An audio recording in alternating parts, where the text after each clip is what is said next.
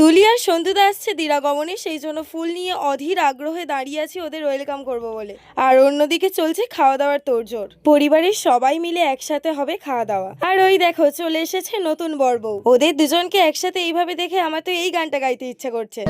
বলি ও ননদি আর দু মুঠো চাল ফেলে দে হাড়িতে, ঠাকুর জামাই এলো বাড়িতে। ও ননদি ঠাকুর জামাই এলো বাড়িতে। মেয়ে জামাই তো আমাদের চলে এসেছে, বাট ওদেরকে ভিতরে আমরা ঢুকতেই দেব না যতক্ষণ না আমাদের টাকা দেবে। সবাই মিলে একসাথে গেটের সামনে দাঁড়িয়েছিলাম, তো অনেক বার্গেনিং করার পর সন্তুদা আমাদের বলল টাকা দেবে, তবে পরে দেবে।